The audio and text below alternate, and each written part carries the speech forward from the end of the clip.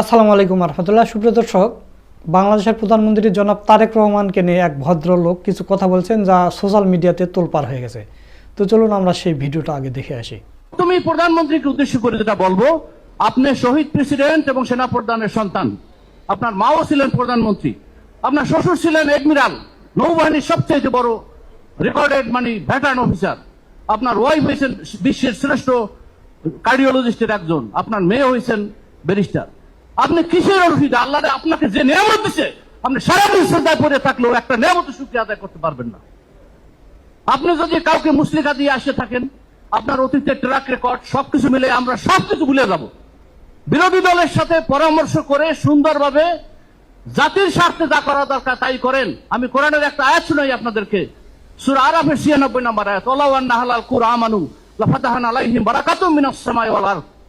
আল্লাহ রাব্বুল আলামিন বলেন, কোন জনপদের মানুষ যখন আমাকে ভয় করে, আমি অবশ্যই আসমান জমিনের বরকতের সব দরজা খুলে দেব। এটা ইন্ডিয়ানা দিছে আপনাকে, এসে আপনার আফগানিস্তানে সোনার খনি, হীরার খনি, রূপার খনি, তেলের খনি, আল্লাহ যা দেন এমন কিছু নাই, ওটা আল্লাহ আমাদেরকেও দিবে। আল্লাহ আমাদেরকেও নিউক্লিয়ার পাওয়ারের অধিকারী করবে। আমরা এই দেশ চালাবো, আমরা কাকে ভয় করি? ইন্ডিয়ার প্রাইম মিনিস্টার, ডিফেন্স মিনিস্টার নেপালের কাছে হাত জোর করে ক্ষমা চাইছে একটা দেশের কাছে। আমাদের কোথায় দুর্বলতা? আমরা শুধু সস্তায় বিক্রি হই, আমরা দালালি করি। ইমানটা খুব বড় জিনিস।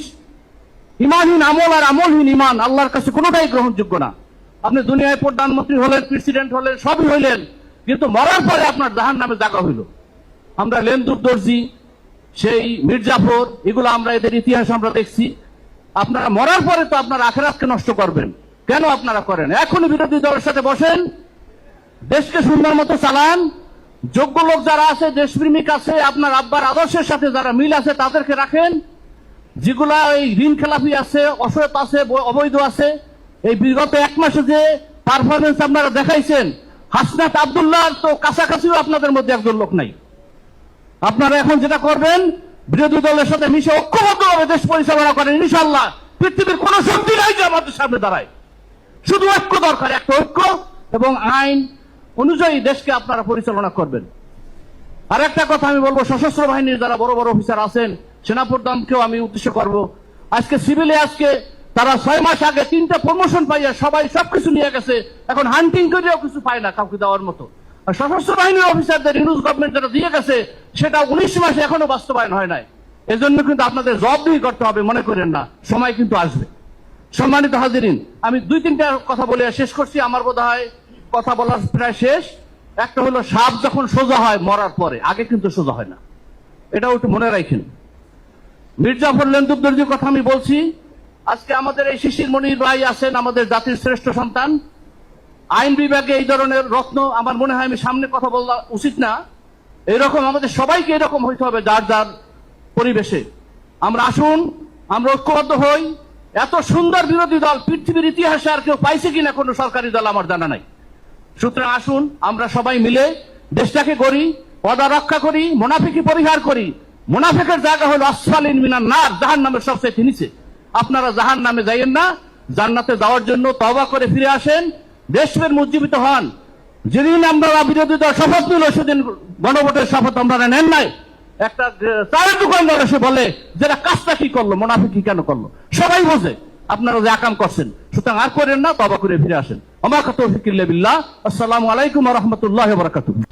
সুপ্রিয় দর্শক, আপনারা ভিডিওটা দেখলেন। তো বাংলাদেশ নিয়ে গভীর ষড়যন্ত্র চলতেছে। আপনারা জানেন যে একই দিনে ভারতের হাই কমিশনার এবং রয়ের প্রধান বাংলাদেশে এসেছিলেন এবং বৈঠক করে গেছেন, এবং তারেক রহমানকে আমন্ত্রণ জানা হয়েছে, আপনি ইন্ডিয়াতে আসেন। তারেক রহমান রাজিও হয়েছেন। এর আগে আপনারা দেখেছেন যে শহীদ জিয়াউর রহমান যখন শেখ হাসিনাকে বাংলাদেশে নিয়ে এসেছিলেন, তার 17 দিনের মাথায় কিন্তু শহীদ জিয়াউর রহমানকে হত্যা করা হয়েছে। তো সেই একই পথে তারেক রহমানও হাঁটতেছে কিনা আমাদের জানা নেই। কারণ এবারের যে বিরোধী দল পেয়েছে বিএনপি, এত সুন্দর বিরোধী দল বাংলাদেশের ইতিহাসে বা বিশ্বের ইতিহাসে এত নরম বিরোধী দল মনে হয় না কোনো সরকার কোনো দিন পেয়েছে। বর্তমান যে বিদ্যুতের অবস্থা, গ্যাসের অবস্থা, দেশের যে টালমাটাল পরিস্থিতি এবং আইন শৃঙ্খলার যে পরিস্থিতি, এইরকম যদি মনে করেন যে জামাত ইসলামী ক্ষমতায় আছে আর বিএনপি বিরোধী দল, আর এরকম মনে করেন যে বিদ্যুৎ থাকতেছে না, গ্যাস নেই, বিদ্যুতের এত বিল, আইন শৃঙ্খলার পরিস্থিতি এরকম, তাহলে দেখলেন যে বিএমপিরা ওই লুঙ্গি গামছা গলায় বেঁধে রাস্তায় নেমে যেত, একদিনও শান্তিতে থাকতে দিত না। প্রত্যেক দিন মিছিল মিটিং হরতাল সব কিছু করতো, তাড়াতাড়ি নামো ক্ষমতা থেকে, তোমরা এ করতে পারবে না সে করতে পারবে না। তারেক রহমান নিজে বলেছে, মির্জা ফখরুল নিজে বলেছে, গ্যাস দে বিদ্যুৎ দে নইলে গদি ছেড়ে দে। বিদ্যুৎ দে, গ্যাস দে, পানি দে, নইলে গদি ছেড়ে দে। গ্যাসের দাম বিদ্যুতের দাম কমাতে হবে, কমাতে হবে। গ্যাসের দাম বিদ্যুতের দাম, চাল ডাল তেলের দাম নইলে গদি, নইলে গদি। এবং তারেক রহমান নিজে বলেছে যে বিদ্যুৎ থাকে না, গ্রামে গঞ্জে লোডশেডিং হয়। মানে এখন নিজের কথা নিজের গায়ে মনে পড়তেছে, এরকম অবস্থা। প্রতিদিন লোডশেডিং হয়, প্রতিদিন 1.5-2 ঘন্টা করে কারেন্ট থাকে না। ঢাকায় যদি এই অবস্থা হয়, ঢাকার বাইরে কি অবস্থা সেটি আপনারা আন্দাজ করতে পারেন। ঢাকার বাইরে থেকে যেই কয়টি খবর আমি নিয়েছি, প্রত্যেকটি জেলা থেকে আমাকে বলেছে গড়ে প্রতিদিন 3-4 ঘন্টা করে মিনিমাম কারেন্ট থাকে না। আসেন, এই প্রতারক সরকার। তো দর্শক, আপনারা যে ভিডিওটা দেখলেন, ওই ভিডিওতে কিন্তু সুন্দর করে বলা হয়েছে যে আপনারা যে এত সুন্দর একটা বিরোধী দল পেয়েছেন, আপনারা বিরোধী দলের সাথে বসে তাদের সাথে পরামর্শ করে আপনারা দেশকে এগিয়ে নিয়ে যান। তাছাড়া আপনারা পার পাবেন না, আপনাদের যে অবস্থা আপনারা পার পাবেন না। আপনারা বলতেছেন যে শেখ হাসিনা বিদ্যুতের সব কিছু শেষ করে দেখেছে, বিদ্যুৎ ব্যবস্থা ধ্বংস করে দেখেছে। শেখ হাসিনা 17 বছর কি করেছে না করেছে, তারপর তো বিদ্যুৎ ছিল। আচ্ছা, শেখ হাসিনার কথা আপনারা বলতেছেন, কিন্তু ডক্টর ইউনূসের কথা বলতেছেন না। ডক্টর ইউনূস তো মাঝখানে 18 মাস 1.5 বছর দেশ চালাচ্ছে, তখন তো বিদ্যুতের এই সমস্যা ছিল না। আপনারা শেখ হাসিনার দোষ দেন কেন? নিজেরা কি করতেছেন সেটা বলেন।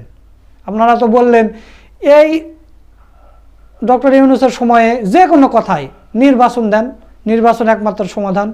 কোনো কথা বললে যে নির্বাচনে সমাধান। নির্বাচন হলো, ক্ষমতায় আসলেন, কি করলেন আপনারা? দেশের জন্য কি করতেছেন?